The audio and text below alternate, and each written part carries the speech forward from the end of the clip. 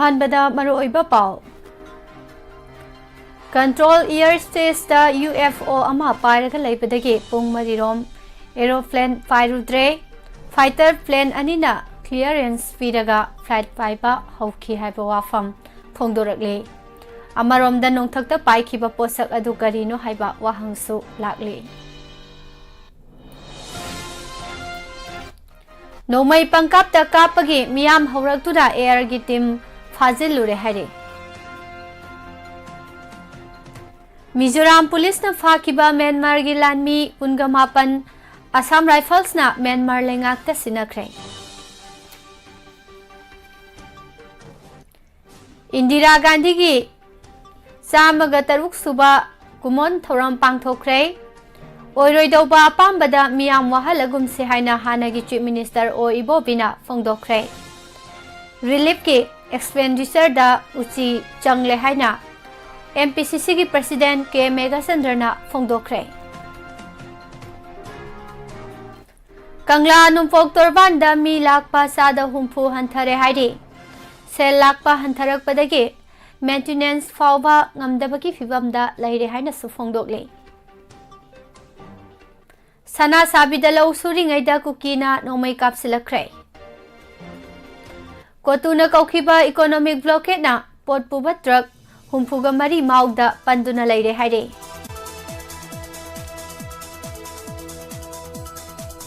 Cookie militant सिंगी खुत्ता लैखिद्रबी अबेमसा गी अरोइबा मथौ मंगम पांगथोख्रे अंगांगबा लै कत्तुना इगी लमन इना सिंगनी हाइना लाउख्रे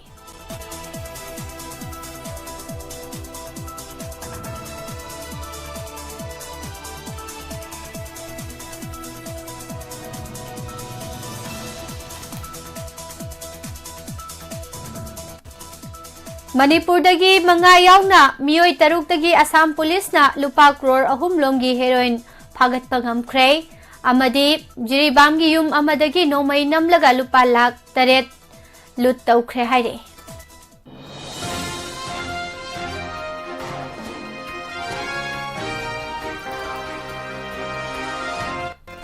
खुरुमजरी मॉर्निंग न्यूज पेपर रीडिंग मिडियंग ताबिरिबा अमदी ताबिरिबा सिंगबो पुष्परानी लाइश्रमना तराम नोक्सरी ngasigi headline da yauriba maruoiba pausing housing miyamda sandokna pijari Imphal International Airport ke control airspace da ngarang nungthil pung ani khara helakpa adwaidagi masak khangdaba posak ama paiduna leibadagi airport asidagi paikigadaba amadi tarakadaba flight kaya marum pung mari hena thintaduna leirure Jorhat dagi Indian Air Force ke fighter plane anina air surveillance तौरबा मतुंग flight clearance पीरगा नुमिदांग वाइरम पुंग तरुक लोम तारकपदगी flight पाइबा हौखी फ्रेशना फंगबा पाउगी मतुंग इना ngarang ayu पुंग 10 मिनिट निफुरोम चटपा मतमदा इंडिगो गी फ्लाइट 6E5118 असि दिल्ली दगी इम्फाल तमना पाइरखी हाइरे अदुबु फ्लाइट असिना मणिपुर लांसिलकलगा नोने डिस्ट्रिक्ट यौसिलकपदा इम्फाल कंट्रोल एयर स्पेस दा UFO अमा लैरे हाइबा पाउ फंगबदगे फ्लाइट अदु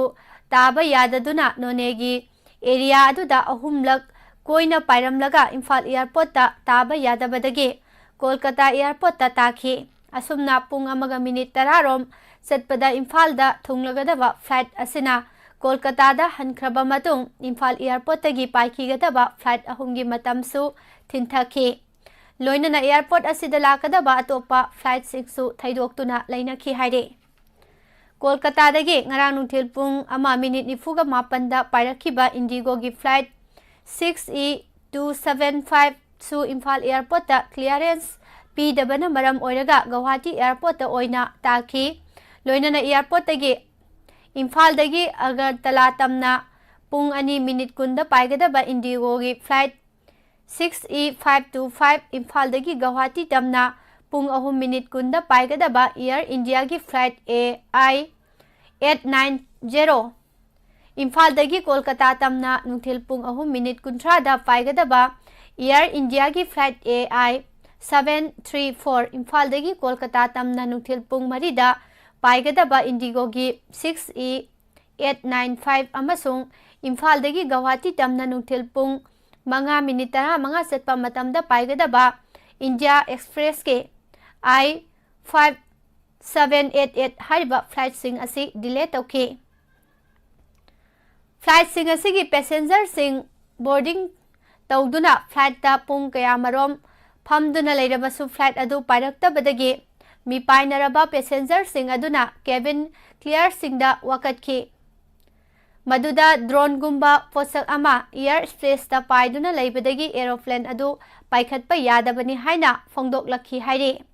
Pung ani khara helakpadagi flight manungda famduna leiriba passenger sing aduda nungthil pung 3 rom tarakpa adwaida flight ki captain na announcement ama piraki. Imphal control airspace asida UFO ama paiduna leire. Maram asina military ki fighter plane anina surveillance sathari. Flight asi matam khara thintaragani. Maram aduna miyamna aeroplane dagi kumtha binanaba khanghalaki haina flight asida tongluba passenger amana phongdorakki. Asumna Imphal air space ta sakhangdaba posak ama paiduna leibadagi flight sing paiba yakidaba asigi matangda khanananaba Manipur Lengaki Commissioner Home SP Imphal West DC Imphal West na singba Lengaki makok thongba official sing pawasi makha tana pijare.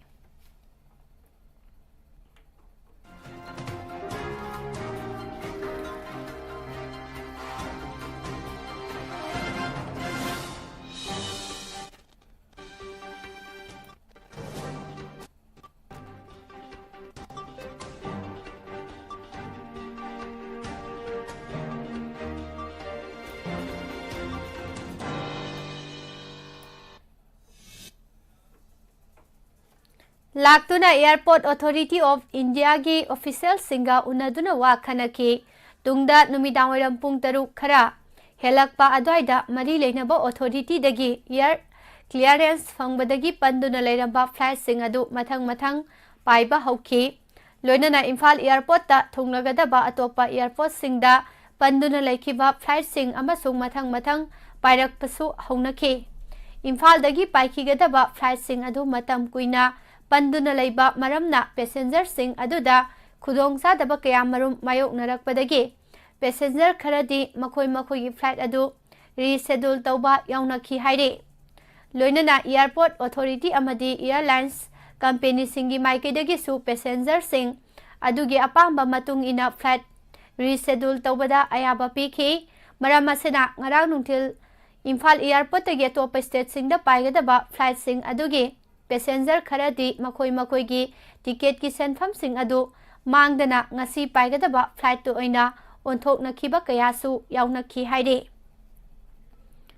Amarom da Imphal International Airport ki airport director Chi Pemi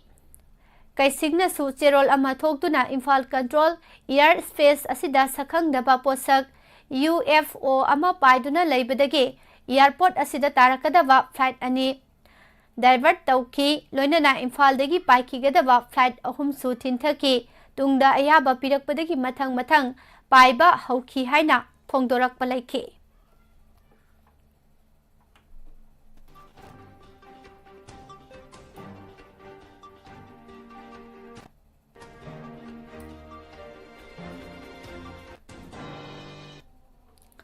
Amaromda Imphal International Airport ki control air space da ngarang nungthil pung khara paiduna laikhiba posak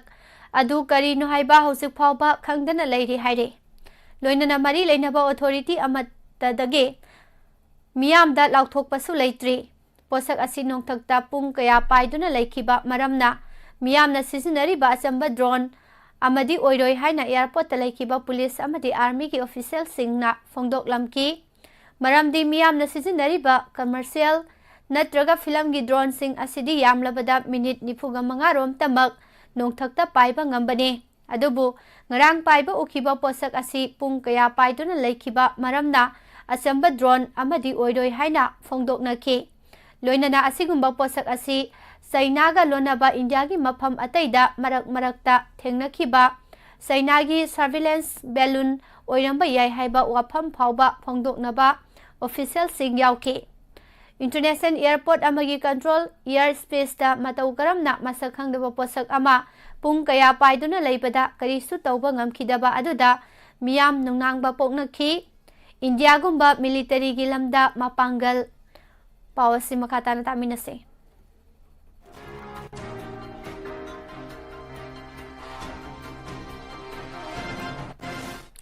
Mapangal kallaba laiba amagi airlines service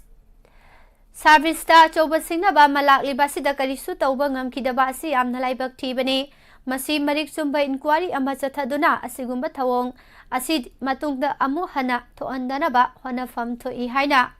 airport ta panduna lainakiba passenger singi imung manungi maikaidagi phongdok narakli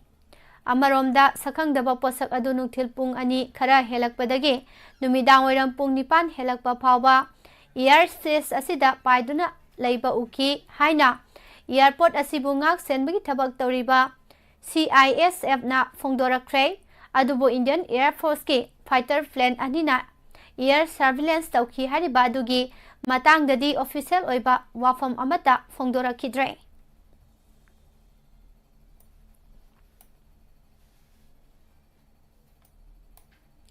Imphal East District ke Sagolmang Police Station ni manung zanba Yumnam Khunau Senjam Patlauda 19 suba Assam Rifles ki team amana ngarang numidang pung 3 minute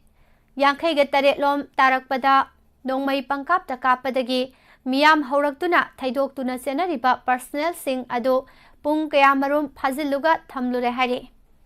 thaudok thokphamdagi phangba pauna hai air gi personnel sing adu Sagolmangdagi Yumnam Khunau tamna lakhibani gypsy ama amasung mini truck 407 amada lakpa personnel sing aduna nongmai round ni furom kapthorakhi hanadagi hongna nongmai makhol taba yadraba miyam gi manakongda air gi personnel singna nongmai kap libadugi maram karigino khangdoknana ba Yumnam Patlau maikaida miyam haurakhi miyam aduna air gi personnel singna tonglakpa gari sing adu thatlaga thamki masing yamlaba miyamna gari ani adu koisinduna thamlaga nongmai kap libagi maram pidaba yaroi haina takthakibane miyamna fajilaga thamliba personnel sing aduna nongthakta drone ama paiba ubadagi madu kapthanana ba nongmai kapani haina pakhum pirakhi air gi personnel sing adugi pakhum adu miyamna penkhide drone pai haibadu kanagumba amatana mitna ubasu natana kamdongna nongmai kap libano haipa wahang kayamarumsu hangki khoisaunaraba miyamna air gi personnel sing adu Gold Star Club Yumnam Khunau awang leikaida pusillaga thamki haire yamlaba miyamna air gi personnel sing adu phajillaga thamlaba tungda Imphal East District Police ki SP da pau pikhi amasung thuna yangna SP Dr Sarangthem Ibomcha mafam aduda lakhi aduga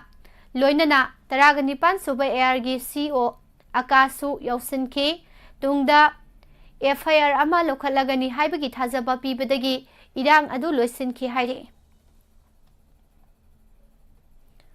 irang matungda Kangla Nongpok Torbanda mi lakpagi sang sada humfugi mathakta hanthakre mi lakpagi sang hantharakpa sina revenue da hantharakpadagi mafam asi semjin sajinbada konadabagi fibamda lakle Imphal Smart City Limited ki official amana phongdorakpada Megi tarik ahumdagi haurakhiba irang asina maram oiraga tha mangarom Kangla Nongpok Torban asi hangdokpa yadana leirakhibane lo amasung odargi fibamda khara fagalakpadagi haukibo October thada mafam asi nauna amu hangdokpani numit khudingi ayuk pung 5 makhaidagi hauraga numidang pung 9 taba phawba Kangla Nongpok Torban asi miyam gidamak hangdokli masigi manungda ayuk pung 5 makhaidagi hauraga ayuk pung Taret phawbadi walking chatpa miyamgi oina lemna sangbagi ayaba piri aduga lemhoriba matam asidana sahi taret ki mathakta lairiba angang singdagi ahal phawbagi oina mi amada lupa kungi ticket kaklaga miyam sangbagi ayaba piduna lakpane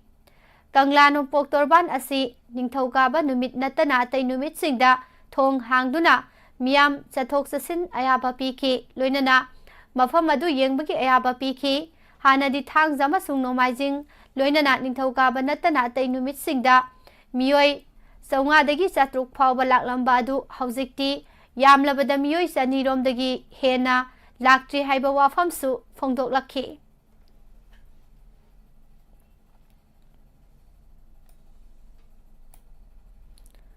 Mizoram police ना था सिगी तरागा तरुकता फाखिबा Myanmar गी लानमी कुनगा मापन ngarang Assam Rifles na Myanmar lengakta sinakre haire. Myanmar gi junta lanmi sing aduna Assam Rifles na Air Force ki chopper ama sizin aduna Myanmar lenga ki mari leinaba authority singda amu hana khusinakhi bane. Tha asigi taraga tareta Myanmar gi lanmi sing asi maramda thindokna ba honabada Mizoram gi nong singi fibam phattabana maram oiduna ngarang phauba panthaduna lakhi bani haire. Makoina Mizoramda sanglakhiba numit aduda pung mari rom supna People's Army CNDF ka nongmai kapnakhi.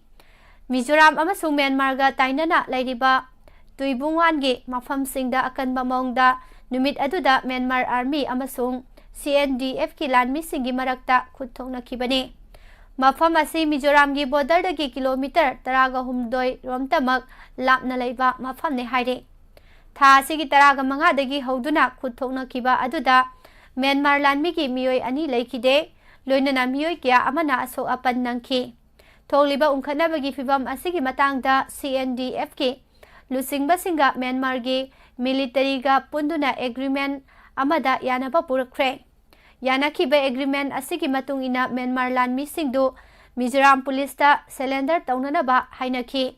Tha asigi tara manga da thabak asi pangthoknaba honabada khudong sadabana maram oiduna thinthaduna lakhibani. Myanmar gi lanmi sing adu tha asigi taraga taruki nungthilpung ani minute taraga manga adwaida Mizoram gi Saikhum phaida thunglakibani. Makoina agreement ta yanakhibagi matung ina Mizoram police ta masada loinarakpa khulai bom yauna atei folam sing surrender tauki. Makoibu Mizoram police yauna lup singna oklaba matung Assam Rifles ta sinakhibani. Imphal East district manung chanalaiba Yengangpokpi police station ki sana sabi khulgi lomi singna labukta lau yainana ba honari ngaida khulai matik sana paiba kuki militant singna ngarang ayuk pung taruk rom taba matamda nomai kaptharakre. Thaudo asi ngarang ayuk sana sabi khulgi khunja singna labukta kumduna lau khauba thoknarakpa matamda samusang kuki khulomdagi nomai round mari mangarom kapsilakhibani. Matam aduda hanadagi labukta kumduna lau suraga sana sabigi labukta leiramba laumi sing nomai makhol tabadagi kakhatnarakhi adubu asok apandi amata yaukide haire.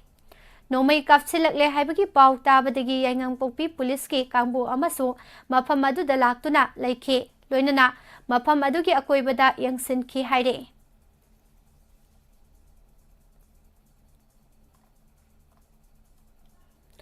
Haukiba November 3 ta Imphal West ki Kangsup Singkhongda kuki khulai paiba singna nomai kapsilakpadagi laikanaba ngamdana laikhidraba laichombam ongbi khwairakbam abemsage haksang JC amadi imung manungna laukibaga loinana aroiba mathau mangam pangthokre. Misi asigi mayokta semkiba JC na laingakta thamkiba wafam sing numit humni phawgi manungda thabakta onthoraktrabadi akanba khongjang sangsilagani haina JC asigi convener na phongdokre. Misi asigi matangda semkiba JC ga pawasi makhatana taminase.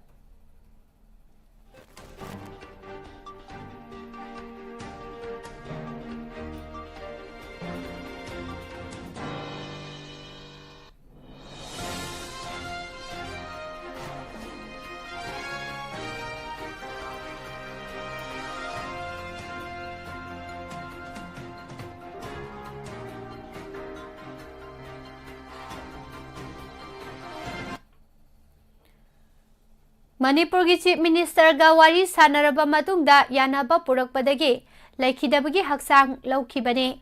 Rims ki mokta haksang loba lakhiba JSC gi co-convener N Bobby da paumi sing da hai JSC na nahan lokhiba warep amadi thamkiba demand sing mayek sengna Chief Minister da thamlamki loinana hairiba demand sing adu numit humni phawgi manungda thabakta onthoraktaba taragadi miyamga loinana khongjang sangsingani लेकिद्रबी अबेमसा की हक्सांग लैरोन जननबा पुरखिबा लंबीदा मियामना लैकतुना इकाई खुमनबा उठे लोइनना अरामबाई टेंगोल की थौमीसिंगसु महाकी लैरोन चनफम मफम फावबा चतुना सरुक याखे लेकिद्रबी अबेमसाना संजफम लौदुना लैरखिबा फयेंग high school दा हांगलिबा relief camp ता महाकी हक्सांग पुरक्तुना relief camp के inmate सिंगना अरोइबोइना लैकतुना इकाई खुमनबसु उठे निंगसिंग बयाई लेचोंबम ओंबी अबेमसा नवंबर 8 कांगसुप सिंखोंग लैबा महाकी मयुमदा सिट सेंगबा चटखिबदा कुकी टेरोरिस्ट सिंगना तत अखम लैतना नोमै कापसिलकपदा नोमै मरुना महाकी मनंगंदा पानबदगे खुदक्ता रिम्स हॉस्पिटल दा पुखतुना ऑपरेशन चथदुना लाइकनरखिबने अदुबु महाकी असोकपा अदुना मरम ओइरगा नवंबर 18 की नुंथेल पुंग 1 मिनिट कुलोम तारकपदा लाइकिदबने महाकी मपुरोइबा मचानुपी अमा सही अहुम खरा हेलकपा अमा याउना मचानुपा अनि लेहौरे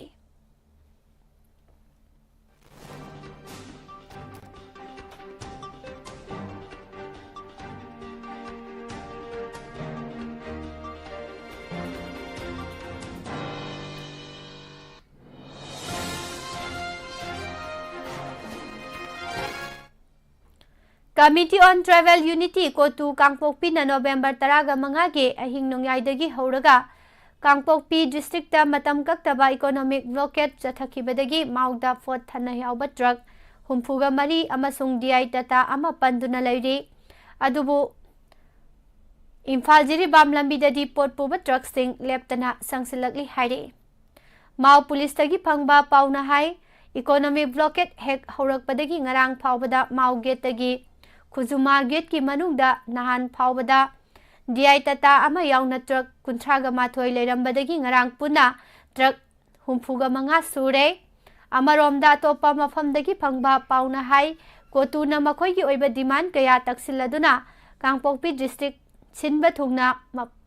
मतम कक्तबा इकोनॉमिक ब्लॉकेट लाउथोकलबसु इम्फाल जिरीबाम नेशनल हाईवे 38 तदी पोट पुबा ट्रक सिंग लेप्तना संगलकले हौखिबा नोमनिनी असि नोंग सुबना मरम ओइरगा लंबी की फिबम फत्तबना ट्रक सिंग संगलखिदे अदुबो नहान ट्रक खरा संगलकलबा मतुंगदा ngarang nomaijing oibagi lambi asida truck sanglaktabane lambi asida security escort ka loinana leptana pot pusilakli haire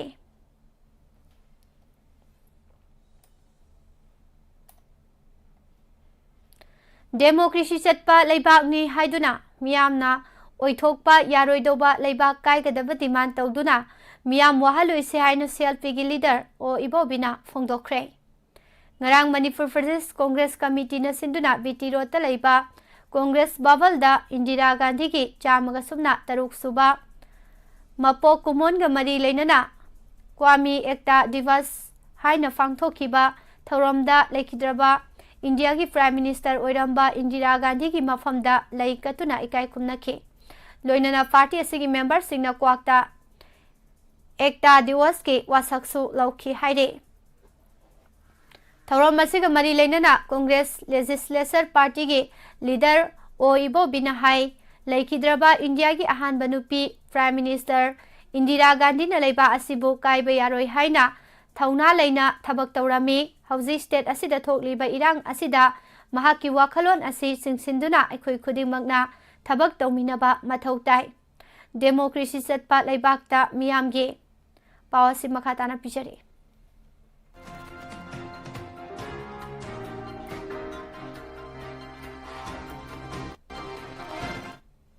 मियामगी अनिंगबा पांबा मतुंग इना लेंगाकता डिमांड तौबा याई अदुबु हारिबा डिमांड अदु लेबा काइगदबा ओइथोकलोइदौबा ओइरबदी मरम चादना मियामबु वहालोइसे मदुगी महुत्ता मखोइना पामलिबसिंग अदु निंगथीना फमिनदुना इंगना सिगना वारी सानादुना लोइसिनबना हेना फगनी खले स्टेट असिदा सुथा तरे हेना कांगलुप की इरांग थोक्तुना यामना अवाबा फिबम अमदा लेरकले हारिबा इरांग असि सेंटर नत्रगा स्टेट लेंगा की माइकेदगी लोइसिननबा होनबा संगे स्टेट नंगम लोइदौबा ओइरगना सेंटर की माइकेदगी खुद थिंगजिलगा इंगसिकपा पुरकनबा होनगदबने सेंटर अमसुंग स्टेट पालिबा लेंगा असि सब मानबा party अमगी मखादने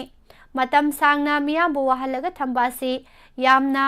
henmalle haiki. Indira Gandhi asi India ki ahanba nupi Prime Minister ama oiba khak natana leibak asigi miyam pumnamakna mahakna India kaihendanaba honakiba thodang adugidamak thagatnaki. India da democracy chatli haiduna tawriba demand sing organization kayana satharaktuna lakli. Adubu Indira Gandhi na Prime Minister oiningai matamda violence yauna chatharakiba irang sing adu India kaiba yaroi haiba firep kaloinana sabsana lanthengna international oiba organization kayasu takthoki pamdrabasu pamdana lining laisongi mafam ama phawba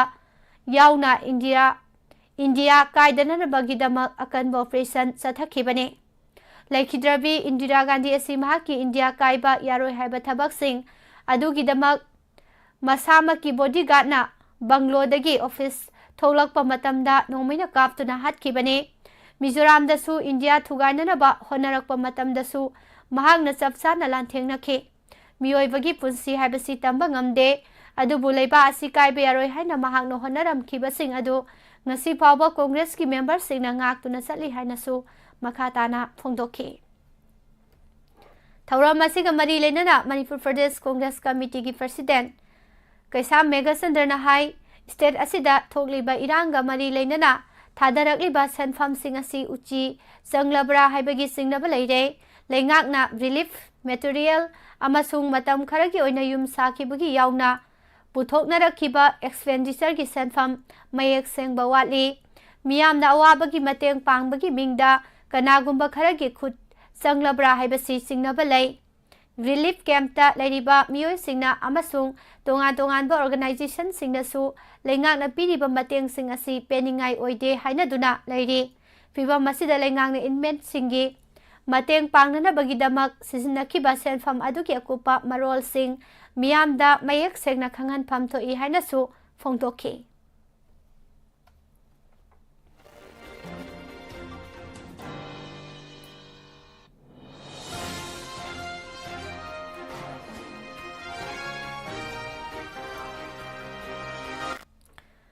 Jiribamgi Latingkhal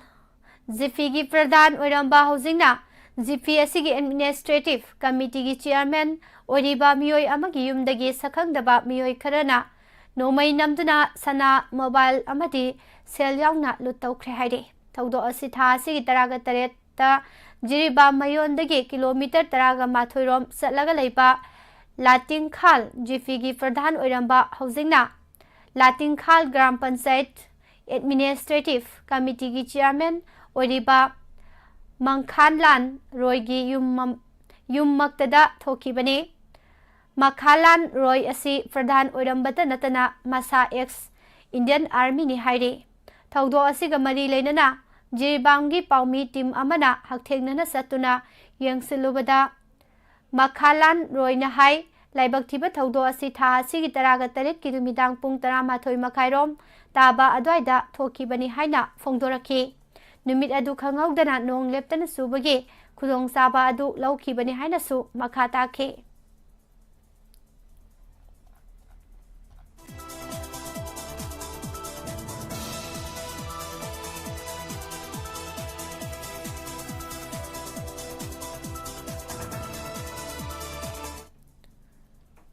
Thaudok kayana angang singbu awaba kaya marum ama thengnaragasu karigumba nungaibagi thaudok kharana angang singbu positive oiba wakhalonda purakpa yamna mathau tai haina DMU gi BC Professor N Rasmohol na phongdokre. GP Women's College ki Central Hall da pangthokhiba tongan ba mafam singda hangdokliba relief camp singda sangjafam lawduna lairiba chahi ahumdagi nipan phawbada leiba angang singi oiba thoramda DMU gi BC Professor N Rasmohol na hai miyoi bahaibase khoi gi wakhalon asi amna hongdok hongjin nai awaba kaya marum ama thengnaragasu karigumba nungaibagi thaudok kharana angang singbu positive oiba wakhalonda puraknanaba honagadabane. Ngasi ekhoina nangliba awaba si tung koina thengnagadaba natte aikhoi pumnamak ama toina punsinduna lingjen manana manglomda chatminaduna honaminase. Ngasi angang singidamak ꯄꯥꯡꯊꯣꯛꯂꯤꯕ ꯊꯧꯔꯝꯁꯤꯡ ꯑꯁꯤꯅ ꯃꯈꯣꯏꯒꯤ ꯅꯨꯡꯉꯥꯏꯕꯗ ꯁꯔꯨꯛ ꯌꯥꯔꯤ ꯍꯥꯏꯈꯤ꯫ ꯉꯥꯃꯤꯁꯤꯡꯒꯤ ꯆꯥꯎꯈꯠ ꯊꯧꯔꯥꯡꯗ ꯑꯐꯕ ꯊꯕꯛ ꯊꯧꯔꯝ ꯀꯌꯥ ꯄꯥꯏꯈꯠꯄ ꯑꯃꯗꯤ ꯃꯤꯌꯥꯝꯒꯤ ꯌꯥꯏꯐꯅꯅꯕ ꯈꯟꯕ ꯕꯤꯁꯅꯨꯄꯨꯔ ꯗꯤꯁꯇ꯭ꯔꯤꯛꯀꯤ ꯍꯥꯟꯅ ꯗꯤꯁꯇ꯭ꯔꯤꯛ ꯐꯤꯁꯔꯤ ꯑꯣꯐꯤꯁꯥꯔ ꯑꯣꯏꯔꯝꯕ ꯑꯦꯂꯥꯡꯕꯝ ꯔꯥꯃꯦꯁꯣꯔꯕꯨ ꯑꯃꯨꯛ ꯍꯟꯅ ꯗꯤꯁꯇ꯭ꯔꯤꯛ ꯑꯁꯤꯗ ꯊꯥꯕꯤꯔꯛꯎ ꯍꯥꯏꯅ ꯊꯥꯡꯒ ꯋꯥꯡꯃ ꯁ꯭ꯇꯨꯗꯦꯟꯠꯁ ꯋꯦꯜꯐꯤꯌꯔ ꯑꯦꯁꯣꯁꯤꯌꯦꯁꯟꯒꯤ ꯄ꯭ꯔꯁꯤꯗꯦꯟꯠ ꯇꯣꯡꯕ꯭ꯔꯝ ꯖꯤꯇꯦꯟꯅ ꯃꯔꯤ ꯂꯩꯅꯕ ꯂꯩꯉꯥꯛꯀꯤ ꯄꯨꯛꯅꯤꯡ ꯆꯤꯡꯁꯤꯜꯂꯛꯂꯤ꯫ ꯃꯅꯤꯄꯨꯔ ꯄ꯭ꯔꯦꯁ ꯀ꯭ꯂꯕꯇ ꯄꯥꯡꯊꯣꯛꯈꯤꯕ ꯄꯥꯎꯒꯤ ꯃꯤꯐꯝꯗ ꯇꯣꯡꯕ꯭ꯔꯝ ꯖꯤꯇꯦꯟꯅ ꯃꯈꯥ ꯇꯥꯅ ꯍꯥꯏ ꯆꯍꯤ ꯑꯁꯤꯒꯤ ꯖꯅꯨꯋꯥꯔꯤꯗ ꯔꯥꯃꯦꯁꯣꯔ ꯑꯁꯤ DFO ꯑꯣꯏꯅ ꯊꯧ ꯄꯨꯅꯅꯕ ꯊꯥꯔꯛꯈꯤꯕꯅꯤ꯫ ꯇꯥꯛꯃꯨ ꯑꯦꯛꯁꯄꯤꯔꯤꯃꯦꯟꯇꯦꯜ ꯐꯤꯁ ꯐꯥꯔꯝꯒꯤ ꯏꯁꯤꯡ ꯄꯨꯝꯕꯅ ꯃꯔꯝ ꯑꯣꯏꯔꯒ ꯃꯤꯑꯣꯏ ꯀꯌꯥ ꯑꯅꯥꯕ ꯌꯥꯎꯔꯛꯄꯗꯒꯤ ꯔꯥꯃꯦꯁꯣꯔꯅ ꯐꯨꯝ ꯁꯦꯡꯅꯅꯕ ꯊꯕꯛ ꯀꯌꯥ ꯄꯥꯏꯈꯠꯅꯕ ꯍꯣꯠꯅꯔꯝꯃꯤ꯫ ꯃꯁꯤꯗꯁꯨ ꯅꯠꯇꯅ ꯋꯥꯇꯔ ꯁꯦꯝꯄꯜ ꯐꯥꯎꯕ ꯂꯧꯗꯨꯅ ꯋꯥꯇꯔ ꯇ꯭ꯔꯤꯠꯃꯦꯟꯠ ꯇꯧꯅꯅꯕ ꯀꯟꯅ ꯊꯧꯔꯥꯡ ꯄꯥꯏꯈꯠꯂꯤꯉꯩ ꯆꯩꯔꯛ ꯑꯁꯤꯗ ꯇ꯭ꯔꯥꯟꯁꯐꯔ ꯍꯣꯡꯗꯣꯛ ꯍꯣꯡꯖꯤꯟ ꯇꯧꯕ ꯑꯁꯤ ꯌꯥꯅꯤꯡꯗꯦ꯫ ꯅꯣꯚꯦꯝꯕꯔ 18ꯇ ꯃꯍꯥꯛꯀꯤ ꯇ꯭ꯔꯥꯟꯁꯐꯔ ꯑꯗꯨ ꯊꯣꯛꯂꯛꯇꯨꯅ ꯀꯦ ꯗꯤꯅꯦꯁꯣꯔ ꯑꯣꯏꯅ ꯊꯥꯔꯛꯅꯅꯕ ꯊꯧꯔꯥꯡ ꯑꯁꯤ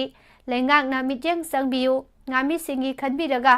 ꯃꯇꯝ ꯈꯔꯗꯤ ꯔꯥꯃꯦꯁꯣꯔꯕꯨ ꯂꯦꯡꯗꯅ ꯗꯤꯁꯇ꯭ꯔꯤꯛ ꯑꯁꯤꯗ ꯊꯝꯕꯤꯌꯨ ꯍꯥꯏꯔꯛꯂꯤ꯫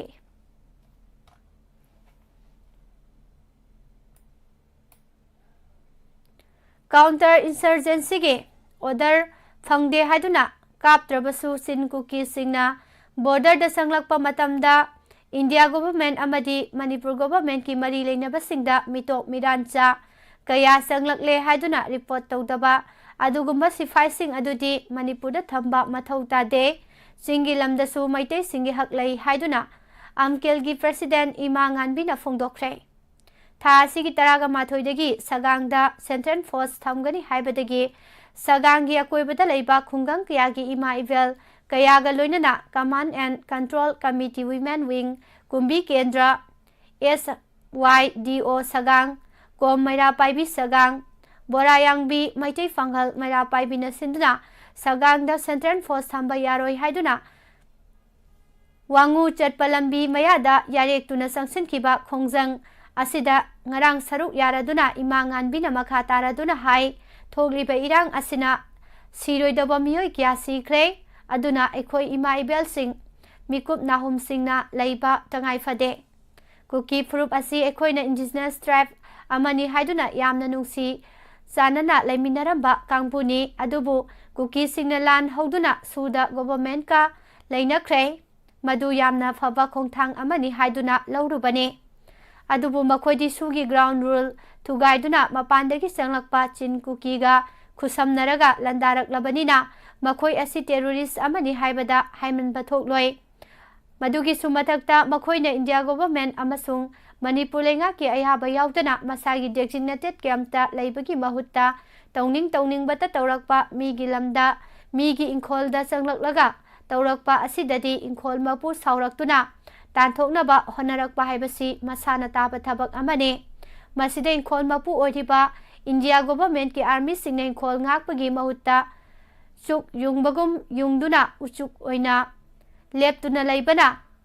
ꯀꯔꯤ ꯑꯃꯠꯇ ꯇꯧꯗꯅ ꯂꯩꯔꯛꯄꯗꯒꯤ ꯃꯩꯇꯩ ꯍꯥꯏꯕ ꯐꯨꯔꯨꯞ ꯑꯁꯤꯅ ꯑꯩꯈꯣꯏ ꯃꯅꯤꯄꯨꯔ ꯀꯥꯏꯕ ꯌꯥꯔꯣꯏ, ꯆꯤꯡꯒ ꯇꯝꯒ ꯄꯨꯟꯅ ꯂꯩꯔꯛꯄꯅꯤ, ꯄꯨꯟꯅ ꯅꯨꯡꯁꯤ ꯆꯥꯟꯅꯅ ꯍꯤꯡꯃꯤꯟꯅꯁꯤ, ꯑꯄꯨꯟꯕꯒꯤ ꯁꯛꯇꯝ ꯊꯨꯒꯥꯏꯒꯨꯝꯁꯤ ꯍꯥꯏꯗꯨꯅ ꯉꯥꯛꯄ ꯈꯛꯇꯅꯤ ꯍꯥꯏꯔꯤ꯫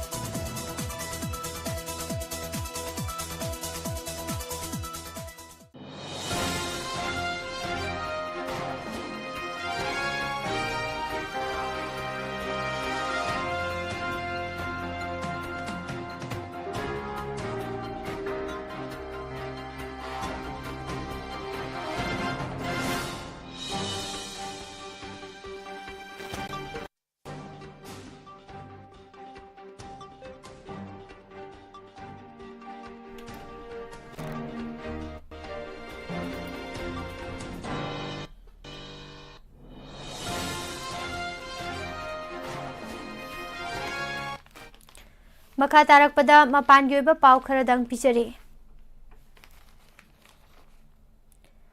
ꯏꯟꯗꯤꯌꯥ ꯑꯃꯁꯨꯡ ꯃꯥꯜꯗꯤꯚꯁꯀꯤ ꯃꯔꯤꯗ ꯂꯥꯛꯄ ꯃꯔꯨꯑꯣꯏꯕ ꯈꯣꯡꯊꯥꯡ ꯑꯃꯗ ꯂꯩꯕꯥꯛ ꯑꯁꯤꯒꯤ ꯅꯧꯅ ꯄ꯭ꯔꯦꯁꯤꯗꯦꯟꯠ ꯈꯜꯂꯕ ꯗꯣꯛꯇꯔ ꯃꯨꯍꯝꯃꯗ ꯃꯨꯏꯖꯨꯅ ꯑꯥꯔꯀꯤꯄꯦꯂꯥꯒꯣ ꯑꯗꯨꯗ ꯂꯩꯔꯤꯕ ꯏꯟꯗꯤꯌꯟ ꯃꯤꯂꯤꯇꯔꯤ ꯄꯔꯁꯅꯦꯜꯁꯤꯡ ꯂꯧꯊꯣꯛꯅꯕ ꯏꯟꯗꯤꯌꯥ ꯒꯣꯚꯔꯟꯃꯦꯟꯠꯇ ꯑꯣꯐꯤꯁꯤꯌꯦꯜ ꯑꯣꯏꯅ ꯍꯥꯏꯖꯈ꯭ꯔꯦ ꯍꯥꯏꯔꯤ꯫ ꯃꯤꯑꯣꯏ 25 ꯇꯣꯡꯕ ꯏꯟꯗꯤꯌꯥ ꯌꯧꯒꯗꯕ ꯀꯥꯔꯒꯣ ꯖꯍꯥꯖ ꯑꯃ ꯔꯦꯗ ꯁꯤꯗ ꯐꯥꯖꯤꯟꯈ꯭ꯔꯦ ꯍꯥꯏꯅ ꯁꯟꯒꯤ ꯔꯤꯄꯣꯔꯠꯅ ꯐꯣꯡꯗꯣꯛꯂꯤ꯫ ꯒꯦꯂꯦꯛꯁꯤ ꯂꯤꯗꯔ ꯀꯧꯕ ꯚꯦꯁꯦꯜ ꯑꯗꯨ ꯇꯔꯀꯤꯗꯒꯤ ꯏꯟꯗꯤꯌꯥ ꯇꯝꯅ ꯂꯥꯛꯈꯤꯕꯅꯤ꯫ ꯚꯦꯁꯦꯜ ꯑꯗꯨꯕꯨ ꯐꯥꯖꯤꯜꯂꯤꯕꯗꯨ ꯌꯦꯃꯦꯟꯗ ꯕꯦꯖ ꯇꯧꯕ ꯍꯧꯊꯤ ꯔꯦꯕꯦꯜꯁꯤꯡꯒꯤ ꯈꯨꯠ ꯑꯣꯏꯔꯝꯒꯅꯤ ꯍꯥꯏꯕꯒꯤ ꯏꯪꯒꯤꯠ ꯐꯪꯈꯤ ꯍꯥꯏꯔꯤ꯫ ꯃꯃꯥꯡꯗ ꯍꯧꯊꯤ ꯔꯦꯕꯦꯜꯁꯤꯡꯅ ꯏꯖꯔꯦꯜꯒ ꯃꯔꯤ ꯂꯩꯅꯕ ꯅꯠꯇ꯭ꯔꯒ ꯂꯩꯕꯥꯛ ꯑꯁꯤꯒꯤ ꯐꯤꯔꯥꯟ ꯎꯠꯄ ꯔꯦꯗ ꯁꯤꯗ ꯊꯦꯡꯅꯕ ꯖꯍꯥꯖ ꯄꯨꯝꯅꯃꯛ ꯇꯥꯔꯒꯦꯠ ꯇꯧꯒꯅꯤ ꯍꯥꯏꯅ ꯂꯥꯎꯊꯣꯛꯄ ꯂꯩꯈ꯭ꯔꯕꯅꯤ꯫ ꯅꯤꯡꯈꯥꯏꯔꯛꯈꯤꯕ ꯔꯣꯛ ꯃꯄꯩ ꯍꯨꯠꯄꯒꯤ ꯊꯕꯛ ꯆꯠꯊꯔꯤꯕ ꯑꯣꯒꯔ ꯃꯦꯆꯤꯟ ꯅꯤꯡꯊꯤꯅ ꯃꯊꯧ ꯇꯧꯔꯕꯗꯤ ꯄꯨꯡ 150 ꯍꯦꯟꯅ ꯎꯠꯇꯔꯈꯟꯒꯤ ꯇꯅꯦꯜ ꯃꯅꯨꯡꯗꯒꯤ ꯊꯣꯛꯄ ꯌꯥꯗꯅ ꯂꯩꯔꯛꯈꯤꯕ ꯋꯥꯀꯔ 42 ꯑꯗꯨ ꯔꯦꯁꯀ꯭ꯌꯨ ꯇꯤꯝꯅ ꯌꯧꯁꯤꯟꯗꯨꯅ ꯃꯈꯣꯏꯕꯨ ꯍꯣꯟꯗꯣꯔꯛꯄꯒꯤ ꯊꯕꯛ ꯄꯥꯡꯊꯣꯛꯄ ꯌꯥꯒꯅꯤ ꯍꯥꯏꯅ ꯉꯔꯥꯡ union minister for road transport and highways Nitin ꯒꯗꯀꯥꯔꯤꯅ ꯐꯣꯡꯗꯣꯛꯈ꯭ꯔꯦ꯫ ꯇꯦꯂꯪꯒꯥꯅꯥꯒꯤ ꯑꯦꯁꯦꯝꯕ꯭ꯂꯤ ꯃꯤꯈꯜꯒꯤꯗꯃꯛꯇ ꯄꯨꯊꯣꯛꯂꯤꯕ ꯕꯤꯖꯦꯄꯤꯒꯤ ꯃꯦꯅꯤꯐꯦꯁꯇꯣ ꯆꯦꯊꯤ ꯆꯦꯒꯨꯝꯒꯨꯝꯒ ꯃꯥꯟꯅꯩ ꯍꯥꯏꯅ ꯐꯣꯡꯗꯣꯛꯂꯗꯨꯅ ꯇꯦꯂꯪꯒꯥꯅꯥ ꯀꯣꯡꯒ꯭ꯔꯦꯁꯀꯤ ꯄ꯭ꯔꯁꯤꯗꯦꯟꯠ ꯔꯦꯚꯟ ꯔꯦꯗꯗꯤꯅ ꯖꯦꯚꯤꯅ ꯃꯤꯈꯜꯒ ꯃꯔꯤ ꯂꯩꯅꯅ ꯁꯛꯈꯤꯕ ꯋꯥꯁꯛꯁꯤꯡ ꯊꯕꯛ ꯑꯣꯏꯅ ꯑꯃꯠꯇ ꯁ꯭ꯇꯦꯠ ꯑꯁꯤꯗ ꯄꯥꯏꯈꯠꯂꯛꯇꯕꯅ ꯃꯈꯣꯏꯒꯤ ꯃꯦꯅꯤꯐꯦꯁꯇꯣ ꯑꯁꯤ ꯀꯔꯤꯃꯠꯇ ꯃꯔꯨ ꯑꯣꯏꯗꯦ ꯍꯥꯏꯈ꯭ꯔꯦ꯫ ꯏꯟꯗꯤꯌꯥꯒꯤ ꯁꯥꯏꯕꯔ ꯁ꯭ꯄꯦꯁꯇ ꯊꯣꯛꯂꯤꯕ ꯁꯥꯏꯕꯔꯒꯤ ꯊꯧꯗꯣꯛꯁꯤꯡ ꯑꯁꯤ ꯃꯥꯂꯦꯝ ꯄꯨꯝꯕꯒꯤ ꯑꯣꯏꯅ ꯆꯥꯡꯗꯝꯅꯕꯗ ꯁꯔꯨꯛ 2 ꯍꯦꯟꯒꯠꯂꯛꯄ ꯎꯏ ꯍꯥꯏꯅ ꯉꯔꯥꯡ ꯅꯦꯁꯅꯦꯜ ꯁꯥꯏꯕꯔ ꯁꯦꯀ꯭ꯌꯨꯔꯤꯇꯤ ꯀꯣꯑꯣꯔꯗꯤꯅꯦꯇꯔ ꯑꯦꯝ.ꯌꯨ. ꯅꯥꯔꯥꯌꯟꯅ ꯐꯣꯡꯗꯣꯛꯈ꯭ꯔꯦ꯫ ꯌꯨꯀ꯭ꯔꯦꯟꯒꯤ ꯄ꯭ꯔꯁꯤꯗꯦꯟꯠ ꯚꯣꯂꯣꯗꯤꯃꯤꯔ ꯖꯦꯂꯦꯟꯁꯀꯤꯅ ꯍꯥꯟꯅꯒꯤ ꯄ꯭ꯔꯥꯏꯝ ꯃꯤꯅꯤꯁꯇꯔ ꯑꯣꯏꯔꯝꯕ ꯍꯥꯟꯅꯒꯤ ꯑꯦꯖꯨꯀꯦꯁꯟ ꯃꯤꯅꯤꯁꯇꯔ ꯑꯃ ꯌꯥꯎꯅ ꯔꯁꯤꯌꯟ ꯒ꯭ꯔꯨꯞ 38 ꯑꯃꯁꯨꯡ ꯏꯟꯗꯤꯚꯤꯖꯨꯑꯦꯜ 119ꯒꯤ ꯃꯊꯛꯇ ꯁꯦꯜ-ꯊꯨꯝ ꯑꯃꯗꯤ ꯑꯇꯩ ꯑꯊꯤꯡꯕ ꯀꯌꯥ ꯊꯝꯈ꯭ꯔꯦ ꯍꯥꯏꯔꯤ꯫ ꯄ꯭ꯔꯁꯤꯗꯦꯟꯠ ꯖꯦꯂꯦꯟꯁꯀꯤꯅ ꯑꯊꯤꯡꯕꯁꯤꯡ ꯑꯗꯨ ꯂꯥꯎꯊꯣꯛꯂꯗꯨꯅ ꯂꯥꯟ ꯀꯜꯂꯤꯉꯩ ꯃꯅꯨꯡꯗ ꯌꯨꯀ꯭ꯔꯦꯟꯗꯒꯤ ꯑꯉꯥꯡ ꯀꯌꯥ ꯐꯥꯈꯤꯕ ꯔꯁꯤꯌꯥꯟꯁꯤꯡꯅ ꯆꯠꯊꯕ ꯇꯦꯔꯣꯔꯤꯖꯝꯒꯤ ꯊꯕꯛ ꯊꯧꯑꯣꯡꯁꯤꯡ ꯊꯦꯡꯅꯔꯒꯅꯤ ꯍꯥꯏꯈꯤ꯫ ꯍꯣꯁꯇꯦꯖ 50 ꯅꯠꯇ꯭ꯔꯒ ꯍꯦꯟꯅ ꯊꯥꯗꯣꯛꯄ ꯌꯥꯅꯅꯕ ꯍꯧꯖꯤꯛ ꯏꯖꯔꯦꯜ ꯑꯃꯁꯨꯡ ꯍꯃꯥꯁꯀꯤ ꯃꯔꯛꯇ ꯁꯣꯛꯅꯔꯤꯕ ꯂꯥꯟ ꯅꯨꯃꯤꯠ 5ꯅꯤ ꯂꯦꯞꯅꯕꯒꯤ ꯗꯤꯜ ꯑꯃ ꯍꯃꯥꯁ ꯑꯃꯁꯨꯡ ꯌꯨꯑꯦꯁꯀꯤ ꯃꯔꯛꯇ ꯌꯥꯅꯕ ꯄꯨꯔꯛꯂꯦ ꯍꯥꯏꯅ ꯋꯥꯁꯤꯡꯇꯟ ꯄꯣꯁꯠꯀꯤ ꯔꯤꯄꯣꯔꯠ ꯑꯃꯅ ꯐꯣꯡꯗꯣꯛꯂꯤ꯫ ꯋꯦꯁꯀꯤ ꯇꯦꯅꯦꯁꯤ ꯁ꯭ꯇꯦꯠꯀꯤ ꯃꯦꯝꯐꯤꯁ ꯁꯤꯇꯤꯗ ꯄꯔꯤꯡ ꯅꯥꯏꯅ ꯊꯣꯛꯈꯤꯕ ꯅꯣꯡꯃꯩ ꯀꯥꯞꯄꯒꯤ ꯊꯧꯗꯣꯛꯇ ꯅꯨꯄꯤ 4 ꯁꯤꯈ꯭ꯔꯦ ꯑꯃꯁꯨꯡ ꯑꯃꯅ ꯑꯁꯣꯛ-ꯑꯄꯟ ꯅꯪꯈ꯭ꯔꯦ ꯍꯥꯏꯔꯤ꯫ ꯏꯖꯔꯦꯜ ꯑꯃꯁꯨꯡ ꯍꯃꯥꯁꯀꯤ ꯂꯥꯟ ꯃꯇꯨꯡꯗ ꯒꯖꯥ ꯁ꯭ꯇ꯭ꯔꯤꯞ ꯑꯃꯁꯨꯡ ꯋꯦꯁꯠ ꯕꯦꯡꯛ ꯑꯁꯤ ꯄꯦꯂꯦꯁꯇꯤꯅꯤꯌꯟ ꯑꯣꯊꯣꯔꯤꯇꯤꯅ ꯂꯩꯉꯥꯛꯀꯗꯕꯅꯤ ꯍꯥꯏꯅ ꯌꯨꯑꯦꯁ ꯄ꯭ꯔꯁꯤꯗꯦꯟꯠ ꯖꯣ ꯕꯥꯏꯗꯦꯟꯅ ꯐꯣꯡꯗꯣꯛꯈ꯭ꯔꯦ꯫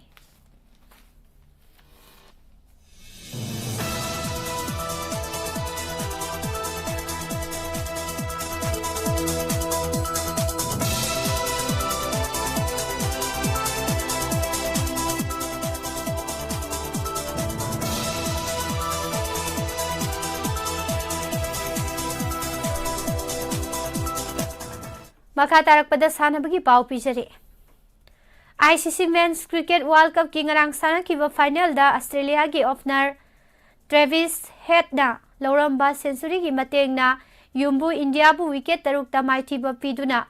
3ꯂꯛ ꯁꯨꯕ ꯇꯥꯏꯇꯜ ꯂꯧꯕ ꯉꯝꯈ꯭ꯔꯦ꯫ ꯑꯍꯃꯦꯗꯕꯥꯗꯀꯤ ꯅꯔꯦꯟꯗ꯭ꯔ ꯃꯣꯗꯤ ꯁ꯭ꯇꯦꯗꯤꯌꯝꯗ ꯁꯥꯟꯅꯈꯤꯕ ꯐꯥꯏꯅꯦꯜ ꯃꯦꯆ ꯑꯁꯤꯒꯤ ꯇꯣꯁ ꯑꯁꯇ꯭ꯔꯦꯂꯤꯌꯥꯅ ꯉꯝꯗꯨꯅ ꯐꯤꯜꯗꯤꯡ ꯈꯟꯈꯤ꯫ ꯏꯟꯗꯤꯌꯥꯅ ꯍꯥꯟꯅ ꯕꯦꯇꯤꯡ ꯇꯧꯔꯛꯄꯗ ꯑꯣꯚꯔ 50ꯗ ꯋꯤꯀꯦꯠ 10 ꯇꯨꯔꯒ ꯔꯟ 290 ꯂꯧꯈꯤ꯫ ꯃꯁꯤꯒꯤ ꯄꯥꯎꯈꯨꯝꯗ ꯑꯁꯇ꯭ꯔꯦꯂꯤꯌꯥꯅ ꯑꯣꯚꯔ 48ꯗ ꯋꯤꯀꯦꯠ 4 ꯇꯨꯔꯒ ꯇꯥꯔꯒꯦꯠ ꯔꯟ ꯌꯧꯗꯨꯅ ꯋꯤꯀꯦꯠ 3ꯇ ꯃꯥꯏ ꯄꯥꯛꯂꯒ ꯇꯨꯔꯅꯥꯃꯦꯟꯠ ꯑꯁꯤꯒꯤ ꯇꯥꯏꯇꯜ ꯂꯧꯕ ꯉꯝꯈꯤꯕꯅꯤ꯫ इंडिया की बैटिंग हौरकपदगी फिवम सोकी ओपनर सुमाल गिल सुमनगी रन मरी लौरमलगा आउट ओइखी अतोप ओपनर रोहित शर्मा बॉल कुंथ्रागा माथोय मायोकनाबदा 6 अहुम अमसुंग 4 मरी यैरगा रन निफुगा तरेता आउट ओइखी मरी सुबह बैटर विराट कोहली सु बॉल हुंफुगा हुमदोय मायोकनाबदा 4 मरी यैरगा रन यांखैगा मरी सुरकपदा आउट ओइखी ऑस्ट्रेलिया की बॉलिंग अटैक यामना फजखिबदगी ओवर 10 दगी रन निफु फावदा इंडिया की बैटर सिंगना सुमनगी बाउंडरी अनिखक यैबा ngamखी मसिना मरम ओइरगा इंडिया की अपुनबा स्कोर नेमखिबने इंडिया की बैटिंग मरी सुबह बैटर ओइना संगलपा KL राहुल ना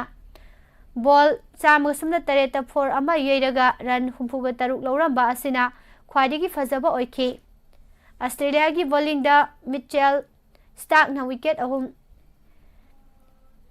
हेजवुड अमसुंग पैट कुमिंस ना विकेट अनि अनि अदुगा मैक्सवेल अमसुंग जंपाना विकेट अमममसु लौबा ngamखी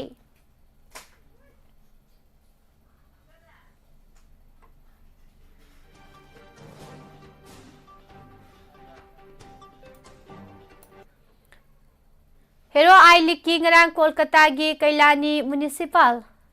स्टेडियम दा सानकी लीग मैच अमदा टिडिम रोड एथलेटिक यूनियन ट्राउ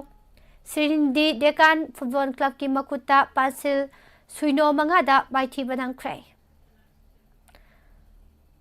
थासी की तरह मरी दगी से थरक पर US डॉलर लाख मरी लिसिंग कुन की सेल की मना लेबा BWF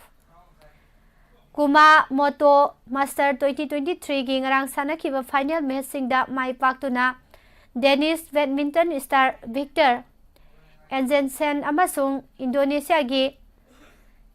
ग्रेगोरिया मारिक्स तुनजुंगना मथंगसिना नुपा अमसुंग नुपी की singles title लौख्रे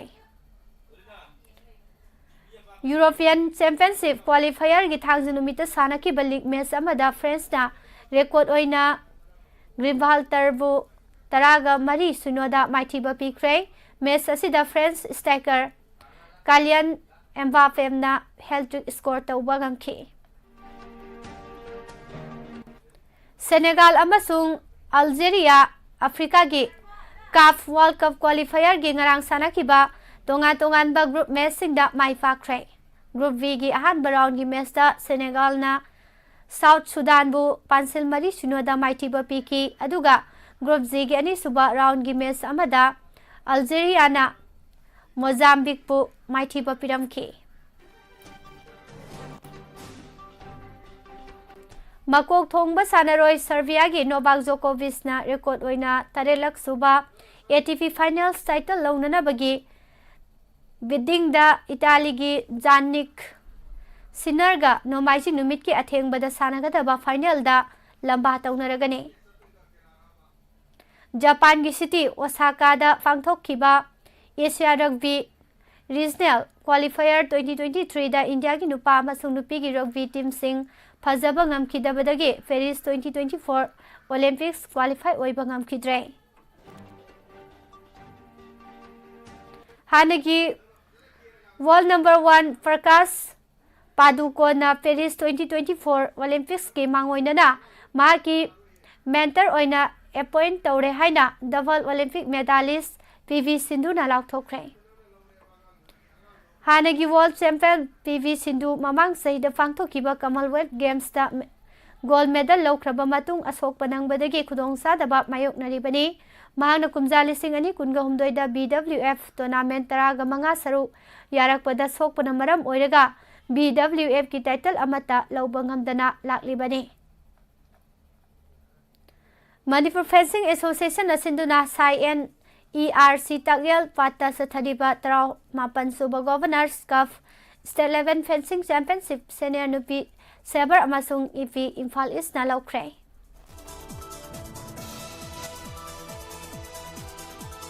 all Manipur sepak takraw association गे कॉन्स्टिट्यूशन मतम सुनबा मोंग सेमनबगीदमक मियोय मंगाना साबा ड्राफ्टिंग कमिटी सेमले हाइना स्टेट एसोसिएशन असगी जनरल सेक्रेटरी P दुर्जित न थादोरकपा चेरोल अमदा खंगलकले न्यू दिल्ली ने युम्बु ओइदुना तालको तोरा इंडोर स्टेडियम दा सथरकपा KIO ऑल इंडिया सब जूनियर कराटे चैंपियनशिप 2023 दा मणिपुर गोल अहुम सिल्वर अनि अमसुंग ब्रोंज अहुम फंगदुना कैंपेन लोइसिनख्रे वियतनाम ने युम्बु ओइदुना फो सी मिन सिटी दा पांगथोकदबा तरेत सुबह वर्ल्ड बोविनाम चैंपियनशिप दा मणिपुर दगी नुपी अहुम अमसुंग नुपा अनि सरुक यागदौरी था असिगी कुनगनी थोइदगी डिसेंबर अमा फाव पांगथोकदबा चैंपियनशिप असिदा इंडियन टीम दा यावगदुरिबा स्टेट की सानारोइसिंग असि हुइद्रोम हेना थाफ दा क्वेन सोंग लुएन किम लौसांगबम पुष्पा तु विहिनु सोंग लुएन किम सोंगथाम महादेवा लोंग हो कुयन तु विहिनु सापम लंचेनबी थाई कुक डॉन दाउ फाक दोंग दोइकी टुवान कानवान हॉन हॉफ अमसुंग थांगजम सोमोरजित 5 kg हुमफुगा मरी दगी हुमफुगा निपान फावगी मनुंग दोंग दोइकी टुवान कानवान हॉन हॉफ ने वर्ल्ड चैंपियनशिप असिदा बोविनाम एसोसिएशन ऑफ मणिपुर की सेक्रेटरी सु ओरिबा देवेन मोइरांगथेम ना रेफरी ओइना सरुक यागनी टीम असि था असिगी कुनगा माथोइदा वियतनाम पांगनी हाइरे हुए लालोंग थांगता एसोसिएशन मणिपुर न सिंदुना सिंताक पुरेन आर के सनाहल गी चामगा कुनगा हुमदोइ सुबा मपो कुमोन की थौरम ngarang yumnam huidrom thang ta sanglen da fangthokre Uzbekistan na yumbu oiduna fangthokibe Asian Cadet and Junior Judo Championship amasung Goa National Games da medal lawrakiba judo ka singbu Brave Voice Association BVA mayang Imphal na thagatpa phongdokre Sunday FC Manipur na sinduna artificial turf ground lamlong thongkhong da sathariba ahum suba master doctor Manau Tona Masung M Chandrasekhi Ningsing Football Championship 2023 gi ngarang sanakiba matching da Sunday FC amasung EMVFC draw oikibaga loinana TVSA mai fakre Karnataka na yumbu oiduna Bangalore da fangthokadaba National Sub Junior Senior amasung Master Men and Women Bench Press Championship 2023 da saruk yanana bestet ki sanaru sing khanba haukre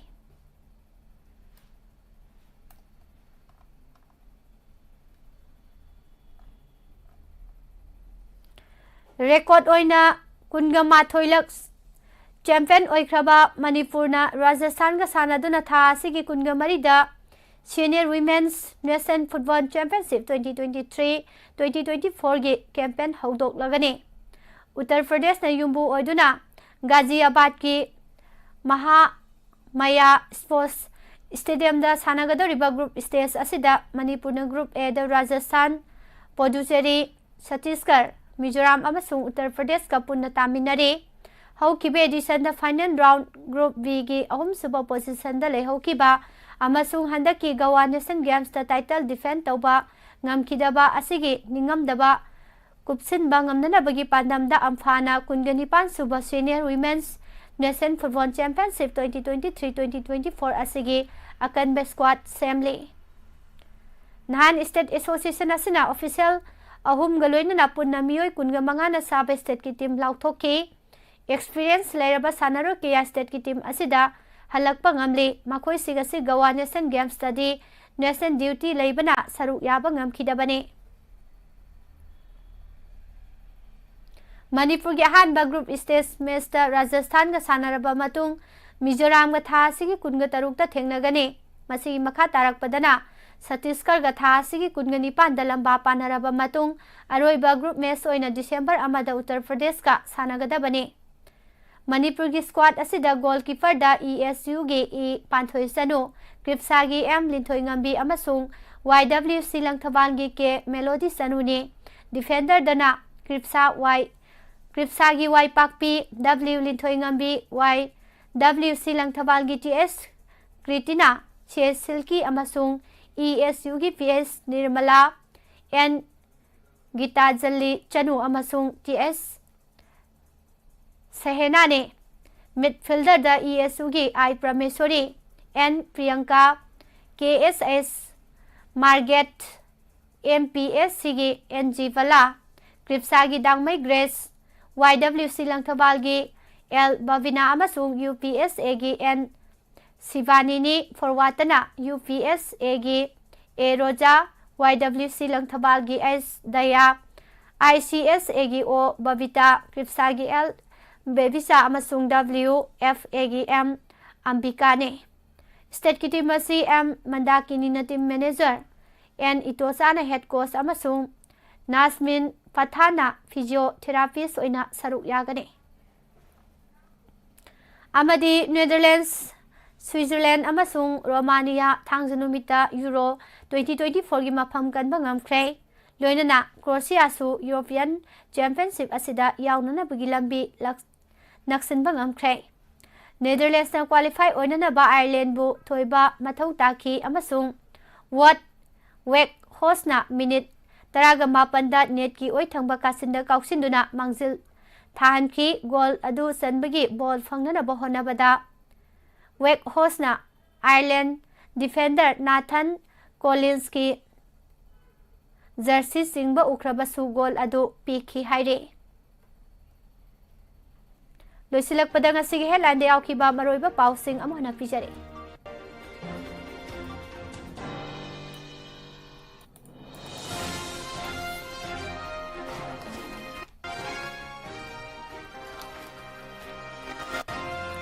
Control airspace the UFO ama pairaga leibadagi pung madirom aeroplane pairudre fighter plane anina clearance pidaga flight paiba hauki haire. Amaromda nongthakta paikiba posak adu karino haiba wahang lakle. Nomai pangkapta kapagi miyam horaktuna air gi team ama fazilure. Mizoram police na fakiba Myanmar gilanmi kungamapan Assam Rifles na Myanmar lengakta sinakre haire. Indira Gandhi ki chamagataruk suba mapok kumon thoram pangthokre. Oiroidoba apambada miyam wahalagum sehana selfie gi leader o ibo bina phongdokre. Amaromda relief ki expenditure da usi sangle haina MPCC ki president ke Mega Sandrana phongdokre.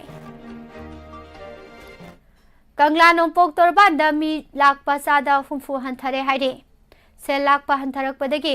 maintenance fauba ngamdabagi fiwamda leire haire. Kuki militant singi khutta laikhidrabi abemsa gi aroiba mathau mangam pangthokre. Angang balai katuna igi laman ina singani haina laukre. Sana sabida lau suringai da kuki singna nomai kapsilakre haire. Kotuna kaukiba economic blockade na potpuba truck humfuga mari maugda panduna lairi haina phongdorakle.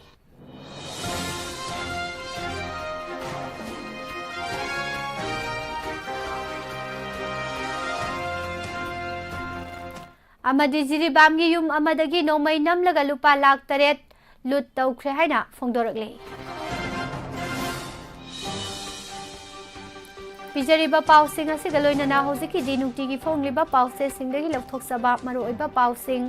miyamda pijaba loisinjari. Midyang tabiriba amadi tabiriba singbo amuka hana pusparani raisramna khurumjari.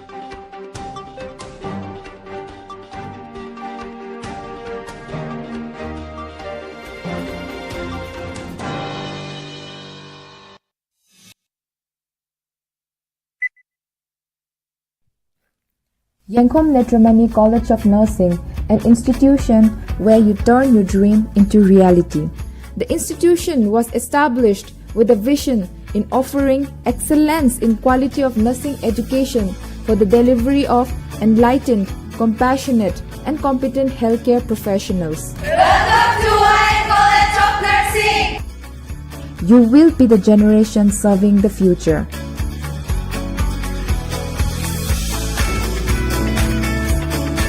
Every aspect is now moving at a faster rate than ever, be it education, work, technology, or even a lifestyle. Young mind needs to absorb the right information to deliver the best output for our society. We have educators with experience, broad mind, friendly, who can train to fight everything of anything for tomorrow's fast-changing world. Our institution has well-stocked international and national book references along with e-library facility.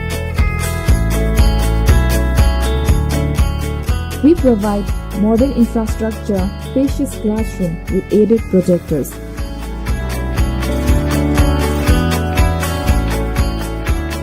We have a parent hospital providing hands-on training that enables the young students to broaden their knowledge and develop highly competent skills in rendering quality nursing care.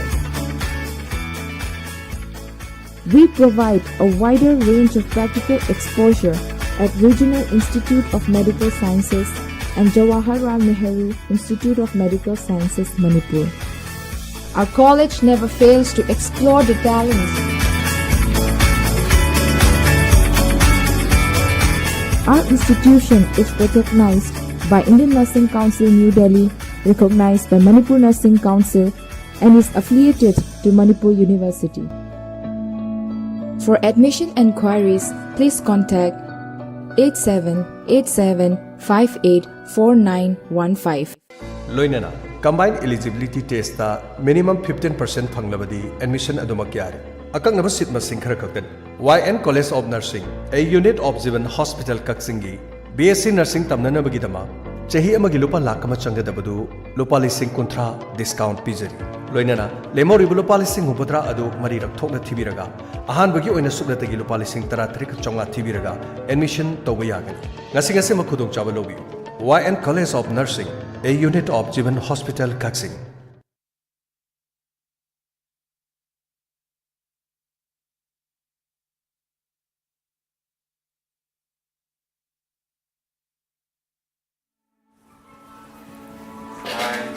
Hello. I was in Manipur College BA first semester tamjari. I was yoga sanari. Janimsta hoji MBBS course tamjari. I never thought about my looks, like whether I'm ugly or whether I'm beautiful. Or almost all the time, I use has a tea and I use hana dum kanche. Insecurity I thought I moles yam lego. I don't know kolaya do ishana dum kang but no kolaya. Self-confidence yam mang, self-esteem yam hante. Professional makeup oy name ta Adum kening ba phawe ai gi so apam ba oi banina. Makeup ki matang ni adum hawbadi leba am khangde.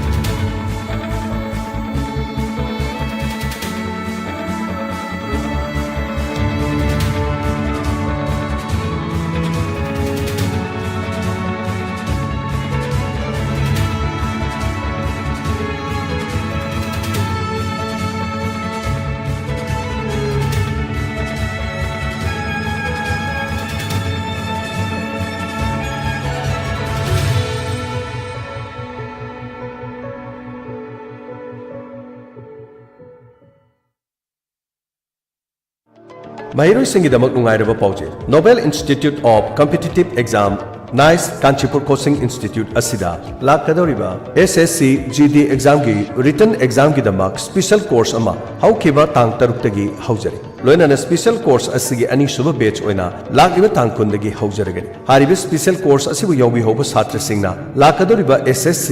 CGL CPO MTS amadi clerical exam chingbodasu yamna kanaba course ama oigani institute asida yawba satra singi damak SSC GD gi physical amadi medical examination gi complete guidelines pizagani SSC GD exam asi Central Armed Police Force singda constable post launanaba recommend amani handak sahi oina November gi tang 13 dagi application form thaba haugadori RTI apply amagi matung ina masina 80,000 plus vacancy laigadori aduga Manipur gi oina 1,000 plus vacancy oirakpa yai haina panari exam asi 2024 February gi tang 10 dagi haugadori NICE Coaching Center Manipur gi top active service coaching center amani sahi teret ki experience leiraba Ningthizana takpi tambiraba amadi army gi colonel amana guide tawiriba coaching center amani haukiba sahi singda active service ta mai pakpa satra nipu hena puthokraba institute amani course asida lan gi setheng phanglaba amasung nupi masa singda akhanaba discount pijagani SSC gi tonga tonganba exam sing mai pakningba amadi GD gi post asibu pambiba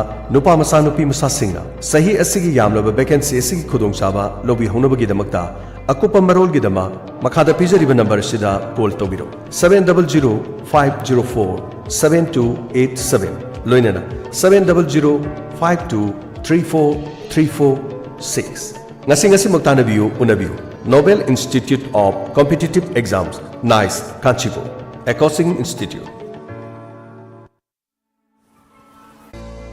Admission Hangdukchari,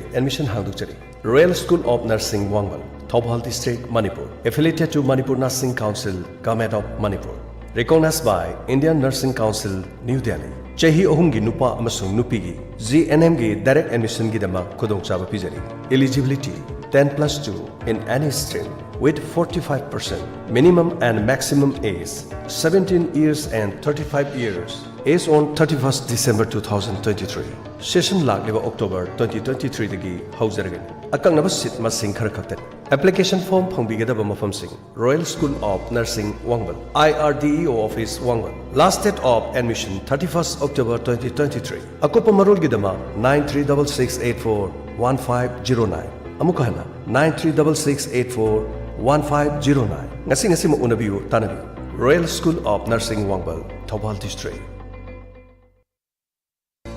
Yaifabi eye care gi sahi mari subugi anniversary lakpaga loinana miyam gi damuta offer pijari mid lying bagi OPD free oijagani amadi frame da 50% amadi lens da 30% gi khudong chaba pijari loinana Yaifabi eye care gi brand sing Yaifabi eye care Khangabok Bazar opposite SBI ATM ani subada Yaifabi eye care Lamsang Bazar ahum subada Sur Hospital Kakching Lamkhai branch Akupa Marol Gidama call to view 73959-57341. Amukahana 73959-57341. Yaifabi eye care gi tonga branch ahum da thamjariba khudong chaba sing asi miyamna lobiu.